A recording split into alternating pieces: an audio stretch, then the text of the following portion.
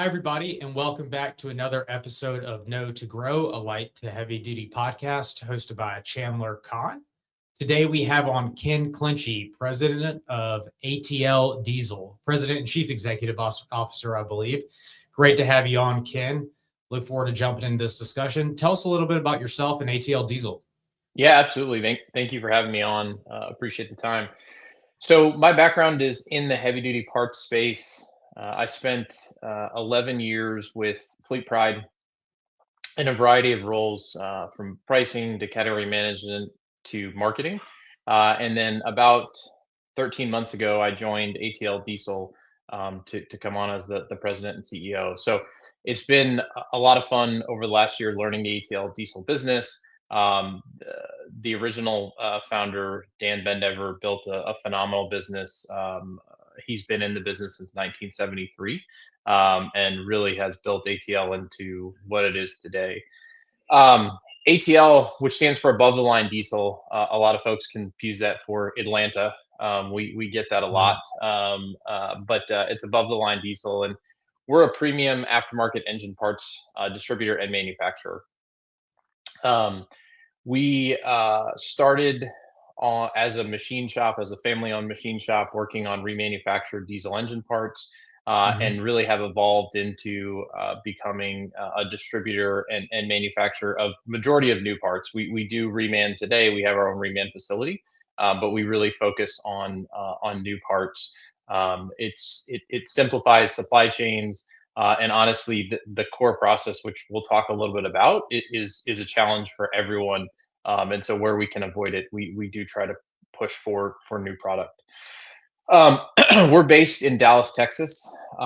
We have Mhm. a large distribution facility in Springfield, Missouri, and then additional shipping points around the country to help support our vast customer base, which is in all 50 states, but mainly focused on the lower 48. And we cover everything from cylinder heads to oil pans and everything in between. So if it touches the engine, we likely sell it. And we really try to stick to what we know, which is engine parts. And so we try not to be a generalist. We try to be a specialist in selling diesel engine parts. Excellent. And how many employees do you have? Yeah, so we have just over 40 employees, including our remanufacturing facility, which is in Chillicothe, Texas. Okay. That's between Amarillo and Dallas, right?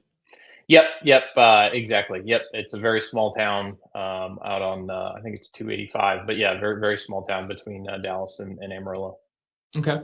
And so the audience knows we're going to get into some detailed questions today. Not going to try to keep it too generic. I really kind of want to do a deep dive in on ATL Yeah, um, to help the listeners really kind of understand what you guys do and how you think through really the strategy behind your growth, your distribution network, what you're manufacturing, what you're not manufacturing, that type of deal. So this first section, let's talk about supply chain and distribution. So you basically run a 3PL distribution hub in Springfield, Missouri, and then you ship from 7 locations. I think Texas, Cleveland, Indiana, Georgia, Florida, and California. How did you develop this distributed fulfillment model? And what's your average delivery time?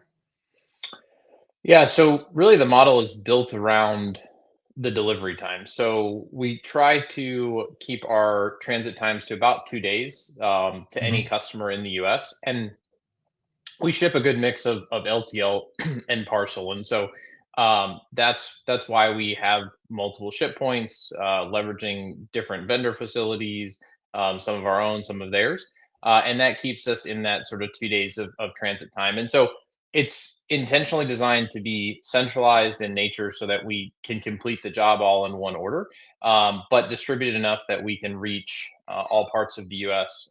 Within 2 days. I can also say that we're continuing to expand that distribution network as our customers have grown, as we've grown. Mhm. We're constantly looking for additional locations that can close the gap. Right, there are portions of the country where it's a little harder to hit that 2 days, and so we're Yeah, constantly looking to invest in additional facilities where we can keep that 2 day commitment to our customers. good. Now let's jump to this ground shipping item that I wanted to talk about. Yeah. That can be a pretty big hit on margin. especially in the automotive space when some of these components can get quite heavy. Is this a big cost burden to you guys? And at one point, does it maybe become unsustainable or Yeah, require a bump in pricing? yeah. So it is definitely a major cost to the business. We offer it really because we try to give our customers upfront pricing and no gotchas, right? So they get to check out, be it on the web or they're working with one of our sales reps. We want them to know, hey, the price is the price, and Hmm. it'll get to you, regardless of shipping costs. Now, the challenge is costs continue to go up, be it inflation, tariffs, labor, everything that everyone's experiencing. Freight is a piece of that too. We see freight go up every single year. So it's something we keep a really close eye on, and understand, one, our customers appreciating the value that they get from free shipping, which it Hmm. is, right? As I mentioned, a good portion of what we ship is LTL. Hmm. And so, you're looking at, call it $250 minimum to move that pallet, and Yeah. that can really eat into profits. So it is something we're constantly looking at, we're monitoring, and it's a significant line item. But we feel like the value that it brings for our customers is just really important. And so it's, at least for now, for the foreseeable future, it's something that we'll keep, and we're able to offer. Going back to kind of your question on distribution network too, it's also something we factor into our distribution network as we continue to expand it. Part of that is Yeah. helping to reduce those, obviously, ship times, but also cost. So the closer we can move it to the customer, the less freight that we have. So we definitely are trying to minimize it wherever we can, but we do think it's an important piece of the value that we deliver to our customers today. Good. And then I know you source from international suppliers, including maybe some vendors in Brazil. How do you balance your cost of goods sold advantages from offshore sourcing against quality, consistency that customers know your brand as? Yeah, it's a really good question, and I've been doing offshore sourcing for a really long time, back to my days at Fleet Pride. And Hmm. what I say is, often it's not always about a COGS advantage. So, of course, yes, in certain instances, it's absolutely less expensive to produce overseas. But in a lot of cases, there just isn't capacity to handle the needs, especially in larger parts, to Hmm. manufacture them domestically. And so that leaves you with, different options you need to explore. And so we really look at it, if there is a US manufacturer that can handle it, and can do it in a cost effective manner, we're happy to do that. But if not, then we're going to look overseas. The I think the other piece our industry has, and I think COVID really changed this, is overseas doesn't necessarily mean that it's a different quality level, right? And if you put in the same quality control, the same engineering control, the same inspection that you do domestically, you can get a very, very good product, in all over the world.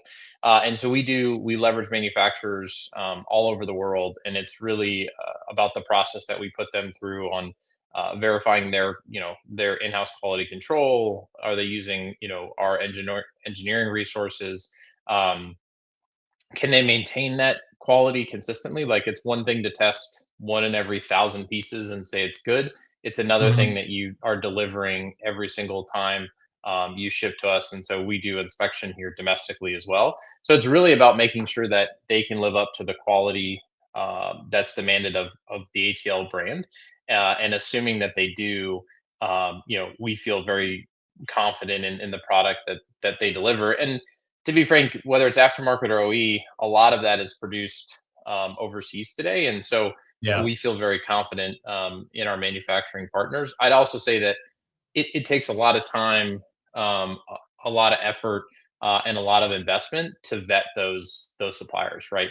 And so it's a pretty small list that we have that are vetted, but there's a lot of people who would like to be on that list. But it definitely is a very high hurdle for us to trust a supplier with the ATL brand. It sounds like you got that nailed down. I noticed that the e-com storefront looks like it's running on Shopify.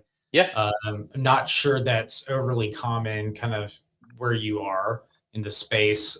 What drove that decision over, just a traditional ERP integrated kind of B2B e-commerce solution? That's a good question. So, a couple of things for us. One is we wanted to make sure that we deliver a leading experience in addition to B2B functionality and all the things that our customers expect. Hmm. What I would say is what you find is on some of the, I'm not saying all of them, but on some of the B2B platforms, you're sacrificing the customer experience for the functionality, right? It ties Yeah. into the ERP, which is great. The functionality is there, but the experience and the UI and the front end is not as intuitive as we would like it to be. Shopify does an excellent job, you know, thousands of thousands, hundreds of thousands of merchants on Shopify. There's a look and feel to it. People are comfortable with it. And so we felt comfortable, entrusting our business to Shopify. The other thing that we try to look at is from an IT strategy is really a best of breeds. And so instead of trying to use a single piece of software to solve all of our challenges, we do actually employ a best of breeds where we'll go out and find who do we think is best in that space and bolt that on and figure out how to integrate that. Of course, Hmm. it creates some challenges from an integration standpoint and keeping everything in sync. But we think that that's actually an easier way or a better way to serve our customers because we're giving them the best of both worlds. And then also, honestly, it helps in this day and age with you know outages, right? Like we see software go down, being that we're not all tied to our ERP. Like we have backup options. We can leverage Shopify if the ERP were to go down. There's some optionality there that we wouldn't have if everything was tied into to our ERP. And then, of course, when it comes to contract negotiations, it gives you some additional leverage because you've got multiple options. You're not all locked in with one software supplier. And when you're a smaller business like ours, you have to take advantage of those things. We're not signing these great big enterprise contracts where Yeah. it's different dynamics. Yeah, that's helpful. I appreciate the overview. Let's go to some of the kind of this go-to-market strategy and customer acquisition. I have a Yeah. couple questions around here. So you mentioned you have 40 employees. How many are at the machine shop again in Texas? So yeah, we've got it varies depending on workload, but it's 4 to 5 employees in the shop in Texas. Yep. I got it. And have you had? I mean, it's a very small town, right? It's like less than a Yeah. thousand people. That's hardly anything. Has that ever been a problem being located kind of in the middle of nowhere? Have you ever thought about moving that small machine shop somewhere else? I mean, or have you not really had any strategic issues with it? Yeah, I would say honestly the biggest challenge is probably moving freight. So Yeah. you don't have major 3PL or you don't have major trucking hubs in Chillicothe. It's one town over in Vernon, so it's not terrible, but I would say that's probably been the bigger challenge as far as having retaining team members out there. So one, we have a really talented manager who runs that shop. He's really ingrained with the community, and so he's able to find the type of team members we need out there and maintain them. I would say that the turnover is relatively low, and we haven't had major issues, but definitely, if we were new in that market or just walking in that market, I would be very nervous about being able to recruit, team members out there. But what I tell you is it really comes down to the manager out there and his connections locally that he's able to find the type of talent that we need. And honestly, the workforce out in Chillicothe fits with that type of machine work. Yeah. And so there is a decent talent pool out in Chillicothe. Interesting. Yeah, my wife's family is from a small town in Texas called Grand Saline. It's between Dallas and Tyler. Oh yeah, About 3,000 people. I say one stoplight. She says there's two. Doesn't look like there's a whole lot of talent in this industry. So I can imagine what a town a third of the size would be like. But yeah, anyway, yeah, I appreciate that overview there. I want to talk about the channel strategy a little yeah. bit. So you have like I think a trust mechanics referral network and a become a distributor program. That may suggest your strategy is kind of beyond the direct to end user. Um, Talk about the revenue per channel, direct through e-commerce, distributor wholesale, even directly over the phone. Like, kind of help the audience understand that breakdown a little bit. Yeah, absolutely. So ATL's founding was really as mostly an e-commerce business. So that's how the business started. And I say an e-commerce business, but really e-commerce in the sense of leads. That most of the conversion and selling is still done over the phone, right? People need that level of trust that they're getting the right part, even when they're providing an engine serial number. And so it was really a digitally first business in terms of how the leads came in and then converted via phone or quotes. And where that's transitioned over the last 4 to 5 years is going with the ability to serve everything from an owner operator to a large fleet, diesel repair facilities, resellers, even OEDs. Um, and so really the business has diversified from being majority um, e-commerce, if you will, to much more into the distributor wholesale model, and that's really what drives the business today. We still support a large number of owner operators. That's the backbone of our industry. We will continue to support them, but we've also been able to find some great partners on the distribution side with our ATL product. And that's been really successful for us. And that's probably that's the biggest growth area of the business today is really around, your larger diesel repair facilities, your resellers, and like I mentioned, your OEDs. How intentionally are you targeting, or intentionally at all, the performance sector in the space? Just not quite sure what that breakdown looks like for you. Yeah, so it's something that's been really unique to ATL from the get-go in that we really try to supply a variety of parts and across the spectrum of OE equivalent to very high performance. Yeah. And so it's not necessarily a huge piece of our business, but what I'd say Mhm. is depending on the situation and the customer, someone might want to upgrade, to a stage 5 or a stage 6 cylinder head. They may not be running, a race truck, but they're trying to Yeah. get another 125, 150 horse out of that engine, and they want parts that can do that. And so we're able to offer them, hey, just take a fleet. So a fleet is typically not trying to increase the performance of their vehicles. They Yeah. want an OE equivalent. We've got that Mhm. in what we call our Fleet Tough line. And then we have our performance high end line, which is Patriot. And people may buy that for increased horsepower. They may buy it for longevity, but we do offer across the spectrum, whether you want to go performance or OE equivalent. And we also support in the truck racing community. We have a truck actually that we've been helping to build, which is a 2,000 horsepower. It's a Detroit diesel truck, and so we do get involved in that space as well with our products, and it helps us to really test the upper limits of our products when we do that. Yeah. And Good so point. it's as much a testing ground as it is, customer to giving customers options. Even though you're kind of more on that OE side of things, not so much right performance, I guess. Right. Does that create any, like, just from an optics standpoint, the website and our branding and marketing, does that create any brand positioning tension there, or do you not worry about that at all? It's a good question, and it's really why we focus on our what's really a good, better, best strategy. So we have three different branding strategies inside of ATL, depending on the product line. So as I mentioned, we have Patriot, we have Heavy Haul, and then we have Fleet Tough. And that's really what helps us to define the positioning, so that you don't have that tension, right? If it's all Yeah. ATL, how do I know what's for performance? How do I know what's for just OE spec to get me back on the road?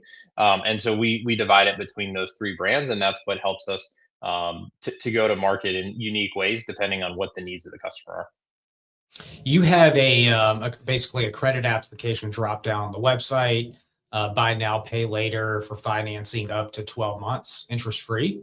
Yep. How has this offering impacted your average order value and basically customer lifetime value? Yeah. So the reality is engine parts are really expensive. Yeah. Whether you're buying OE or aftermarket, they're just expensive. They're Hmm. you know they're one of the top spend categories for any fleet. And so we try to give our customers options on how they can buy. And I will say, offering financing, we definitely see customers have the ability to then buy the whole job, versus, hey, I'm only going to buy this one part to get me back on the road. Oh, hey, there's a Yeah. financing option. I can now buy, the entire, say, a platinum kit or a full kit to just replace everything. And so we definitely see an increase in AOV and to be frank, an increase in customer lifetime value as well through offering that financing, because it gives folks options, right? You're talking about, hey, today I can afford to pay 4,000. Over time, I can afford to pay, say 12,000. And so being able to have those options gives our customers the ability to decide how much do I want to do, and how much work do I want to put in that engine. So I would say financing has definitely been a big unlock, and something that's been really helpful in driving the business. Is that overly common in the space? I would say it's becoming more and more common. Okay. We see it. We see it across our competition set. The other thing that we offer that's unique is we also have a partnership with a company called Credit Key. So they're a buy now pay later platform, but they focus only on B2B. So instead of Affirm, Klarna, all the ones that everyone's heard of, we also have ones that are focused in B2B, because at the end of the day, every customer we serve, even an owner operator, is still a business.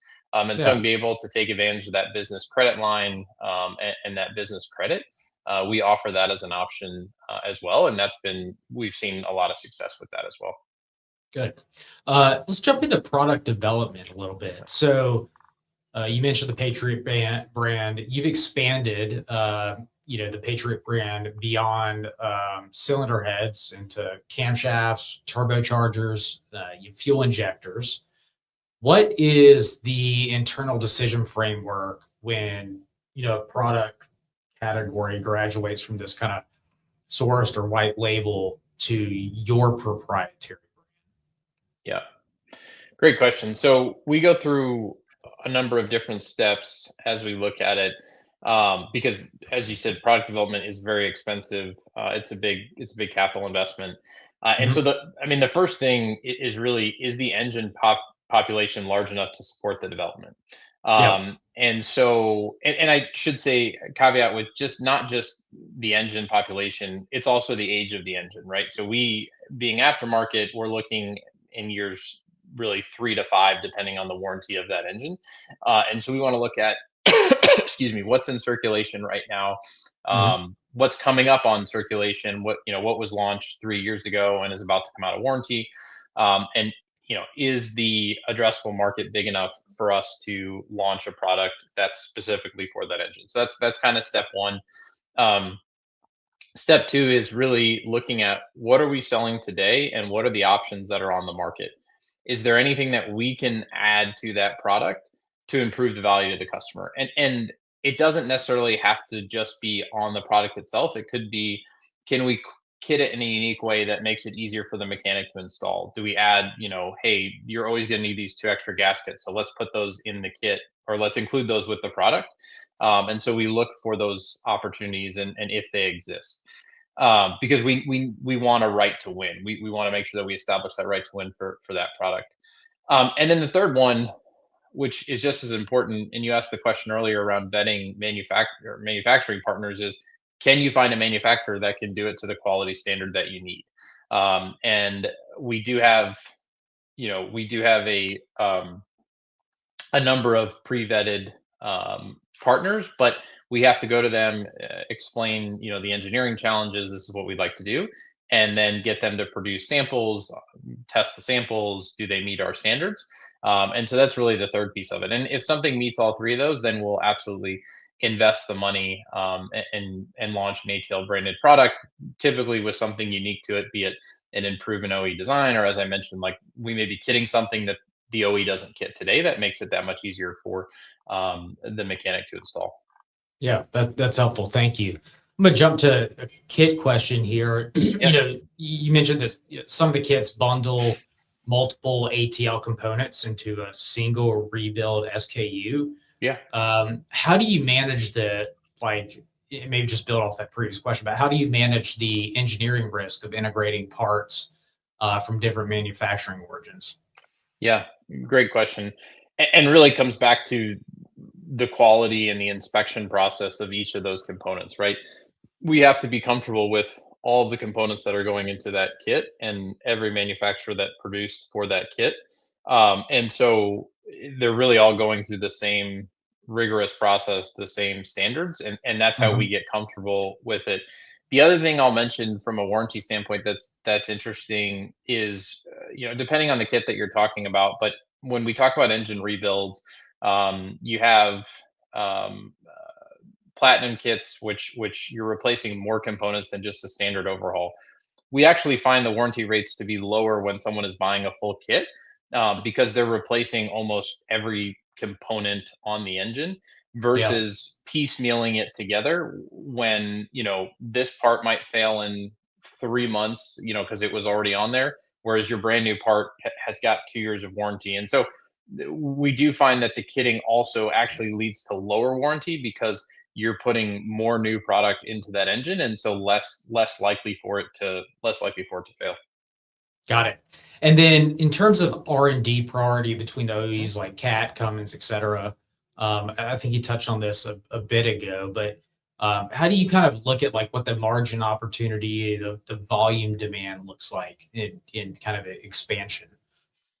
Yeah, like I mentioned before, it's really about the engine population, but then also how those engines are transitioning into the aftermarket, right? Yeah. So great example of that is Cat hasn't made an over the road engine in a very long time, but the aftermarket support and the demand for aftermarket Cat parts is still incredibly strong.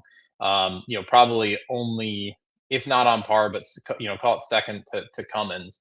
And that's incredible considering there are no new engines coming into the marketplace. But there's a lot of respect and market demand for that Caterpillar engine. So it really is understanding that dynamic of, yes, the population of engines, but then also what are your customers asking for, Yeah. and what are we hearing, where there's gaps in the market today. And so, well, it seems strange to develop anything for Caterpillar because it's been so long since they made an engine. We get so much customer demand that that's still a top selling category for us. Is Cat going to get back into the space? That I don't know. There's been talks about it. The original thought was they got out of it because of the changing EPA standards, and everything that was going, and they really wanted to focus on off highway. It's interesting. I can't predict the future, but I'd say it would probably be a welcome reunion for most customers because there's just still uh, you know, so much popularity around those Cat engines that I do feel like if they got back into it, it would probably be a pretty popular selection. I think the challenge now is most of the OEs are trying to vertically integrate, right? We see Mhm. a lot of PACCAR engines now, the MX-13, and so that's really the challenge now is that everyone's trying to use their engine platform versus using a third party. And so the question would be, does Caterpillar start building trucks? Do they just do engines? How do they do it? Yeah. And then I think that would be the challenge of getting back into that market. It's a good point. Let's talk about some of this financial architecture and scaling the business. So you're right. The transition from pure remanufacturers to developing proprietary branded products like Patriot obviously requires upfront capital, tooling, other materials, R&D, Yeah. inventory. How have you funded the product development pipeline? Yeah, great question. Honestly, it's really reinvestment of cash flows back into the business. Yeah. That's been intentional from day one of ATL Diesel. Everyone understood that there's a huge opportunity here, and if we really focus on, capital reinvestment versus be it distributions or other usage, Mhm. we'll be able to take a market leading position. And so, for quite some time, that's really been the game plan, and our capital allocation has almost been 100% back into the business, as we continue to scale it, and obviously from a product standpoint, but then also from a people standpoint, continuing to build on the business and support our customers. And we look at it as the more success we see in product launches, it becomes a self-propelling flywheel, right? The more successful launches you have, you're not sitting on dead inventory. You're moving that inventory, and that funds the next round of R&D, and research, and then you're able to get more products to market. And we're very vigilant about, if the product works, we continue to invest in it. We put more inventory out there. We push it. If we see the product is not working, either we go back to the drawing board in terms of R&D. Do we need to do something different, or do we just kill it? Maybe we misread the market demands, and by being very intentional with that process, we're also able to make sure that we're smart with our working capital and our investments, because we do pull back. We won't just leave it on the shelf and hope it sells one day. Thank you. Let's talk about kind of reducing customer acquisition cost by lowering, purchase hesitation in the Yeah. context of warranties. So your 2 and 3 year warranty programs on Patriot products seems like they're longer than aftermarket competitors. Just want to understand that a little bit more, kind of how that impacts customer buying decisions. Yeah, absolutely. So warranty is just a reality when you're selling engine parts. It would be great if it was zero warranty. That's just not what's going to happen. So it's going to happen, and that can be part failure driven. That can be incorrect installation. There's a lot of moving parts Mhm. that go into it. And as I mentioned, a lot of people piecemeal the rebuild together, and so you're even trying to mix parts from different manufacturers. And so the way we look at it is, we have such confidence in the engineering that's gone into, like, the Patriot line is a good example, that we absolutely believe that we can extend the warranty and still profitably do so. And what it really gives is peace of mind to customers. For example, let's say an OE equivalent cylinder head is going to be $3,000, but the Patriot version, which is giving you upgraded valves, upgraded springs, actually a different casting material. It's a proprietary casting material, um, that you're now going to spend, say, $4,500 or maybe $5,500, depending on the cylinder head. We want Mhm. customers to have that confidence that, not only am I getting all of this value in the head itself, but we stand behind it because we believe in the engineering and the R&D that's gone into that product. And so we're able to extend that warranty beyond, your standard 1 year or 6 month time frame, depending on who you buy from. And we do actually believe that that gets customers, over the hump of, okay, this is so much more than the OE equivalent. Why am I going to spend that? Well, part of that is the warranty, right? You're getting an extra 1 to 2 years on that product, and so you're not just buying the upgraded product, you're also buying the upgraded coverage, and that gives customers a peace of mind, and allows them to convert on those higher dollar items.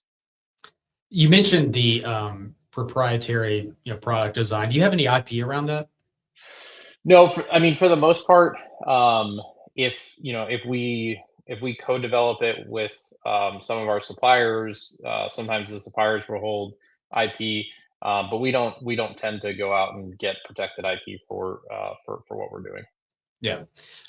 Yeah, a lot of conversation that I've had on here with folks, particularly at the shop level, is, looking at KPIs and making the operation more profitable. Do you look at any certain KPIs in your business, like, revenue per employee, benchmarks, anything like that? Just curious there. Yeah, I mean, uh, we have quite a few different KPIs, really focused around a number of things. Different departments in the business all have their own unique KPIs on what drives them. In terms of kind of revenue per employee, we really don't look at it in that sense. Outside of maybe our sales team, right, where we're looking at the production of the sales team.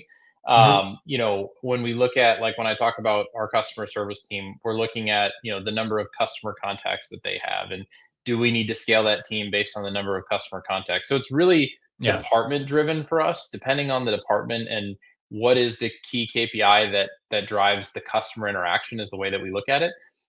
We then adjust the size of that organization based on that KPI. So that kind of tells us when do we need to add people, where might we be overstaffed, depending on those KPIs. But we really try to do it at more of a department level versus overall organization and looking at, say, revenue per employee, things like that. Interesting. Yeah, appreciate that.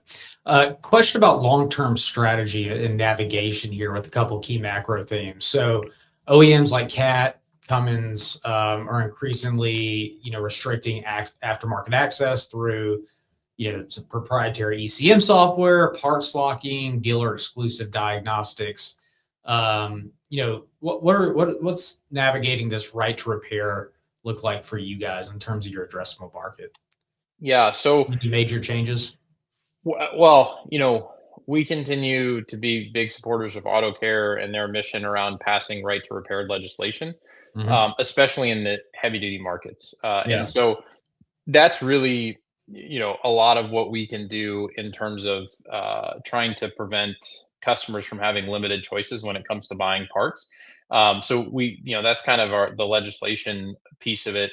And then, we support additional organizations that really help to open up the aftermarket. And so for us, it's how do we find the right partners that can go fight the fight for us, if you will, Hmm. and navigate what needs to be navigated, in Washington D.C. To make sure that our customers still have options on where they can purchase their parts and how they purchase their parts. And we support it both on the parts and the service side. You mentioned before around dealer exclusive diagnostics. We definitely see that they're trying to put in your fleet monitoring softwares. The OEs are trying to own that and own that data. And so we're big proponents of where we can support our customers and their ability to choose. And so that's kind of how we look at it. And we believe that at the end of the day, the free market will continue to win out as customers want choices, right? If COVID taught us nothing, it's that supply chains are fragile, and having only one choice could truly be detrimental to the movement of freight around the country. If only OEs could sell parts, I think is was the best example of that. Good point there. And then, go forward, looking, maybe to between now and 2035, 2040. I know it's kind of a long-term planning horizon, but, as, I think mass production of the Tesla Semi is supposed to be starting this year. You have some EPA emissions tightening, generally OEM parts locking strategies. What do you see as, do you have a required pivot or kind of product service expansion uh, path that you're looking to follow? Yeah, so we absolutely stay on the trends that are happening in the market. Electrification is something that has been talked about a lot over the last 11 years that I've been in the market. The reality is that the pace of change away from diesel engines is going to be relatively slow. Electrification will take even longer for adoption, we believe, in the heavy duty markets.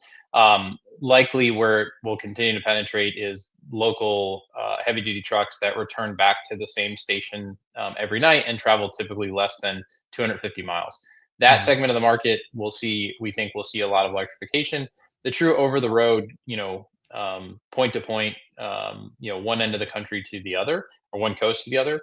I don't think we'll see electrification anytime soon, as there's still major infrastructure challenges to getting to that. So that being said, even once electrification comes out, it's absolutely less moving parts, but there will still be an aftermarket, to support that. And then you start to look at the average age of vehicles, which continues to grow. I think we're pushing 13 plus years now. So at a minimum, if tomorrow 100% went to electric vehicle, we still have 13 years of runway before you would phase out all the diesel engines. So it's going to be some Yeah. time, before we get there. The EPA emissions obviously are a moving target right now. They were in, now they're out, and really we just try to make sure that whatever products and support we're offering are compliant with whatever EPA emissions are coming out, whatever the government decides to set. And a lot of that's driven at the OE level and updating, updating designs, and then what that drives in the truck market itself, right? With what's been really surprising is typically we see a pretty big buy ahead. EPA 27 is the next one, um, which some of that's been rolled back, but typically we see a big buy ahead, which drops average age in the aftermarket. Mhm. Yeah. But we have not seen that because of the cost of capital being up so much. And so this has been a really unique transition into an EPA year in an EPA 27, in that we're continuing to see the age of trucks increase. So that spells positive tailwinds for the aftermarket for we believe definitely at least a couple years to come. Yeah, I think I saw a stat recently, maybe at the end of the year that, I mean, tractor sales were down significantly. I think vocational vehicles were maybe up like 2%, Yep. Q4 last year compared to the previous year. So interesting there. Let's go ahead and wrap it up. High level here. But, on my end, I personally see, tons of different businesses from a financial standpoint in the automotive space. Some have better margins than others, to say it lightly. But it's obviously a challenge for every business, especially in a heavy tariff environment or down years after 2021, et cetera. But what is one key piece of advice that you would give to business owners looking to increase margin and lower their real operating expenses? Yeah, I think definitely on the margin front, the last couple of years have taught us that the importance of pricing. And I would say in a lot of businesses that I've seen, it's an overlooked piece of the puzzle in the sense that folks assume, hey, whatever the competition is set at, that's where I need to be, or maybe I have a margin rule that I use, and I sell it 30% over cost, whatever that may be. And it's really a strategic lever to, of course, drive margin and drive profitability, but also signal to the market as to what your value is. And so it's not just about matching competition. It's taking into account what value do you deliver to the market, and what is the market willing to pay for that value. And so I think the companies that end up with better margin profiles have found ways to deliver value to the market and then price to Mhm. that value. And that can be a challenging thing. It can be a scary thing. No one wants to be higher than your competition. And we absolutely appreciate and understand that at ATL, and we try to find the right balance. But a big part of it is taking the time to understand what do your customers value, how do they value it, and what does that mean for how you need to price in the market. Yeah, as I mentioned before, ATL, we don't charge for shipping, right? There's a value to that. We didn't talk about it, but we don't charge up front for cores. We have deferred core billing for all of our customers. That's another value, right? So those are examples where those have to play into that pricing strategy, and that can be a big driver of profitability for the business. And then add into that tariffs and all the changes that are happening, and making sure that you're staying up to date with that is really important in today's environment, especially where folks can very easily check online to see what are your competitors selling for. It's a Yeah. much more transparent market than it's ever been. And so to me, the what I see the most, or the number one thing, is really around pricing, as you're thinking about margins, and not just in the sense of, hey, I have to raise pricing. That may not be the case. It's figuring out what's the right price that the market will pay for the value that you deliver. Awesome. Well, I think that wraps it up. Ken Clinchy, President and CEO of ATL Diesel, based in Dallas, Texas. Appreciate you joining today, my friend. And Thank you. will I be seeing you at Work Truck Week or any of these events? No, we'll be at TMC, and TMC. then Matt's, which is the week after. So yeah, it's busy show season. So very excited. Cool. Thank you Well, for having us. of course, I'll be at all three and look forward to catching up. Absolutely. Me too. All right. Thanks for joining. Thanks.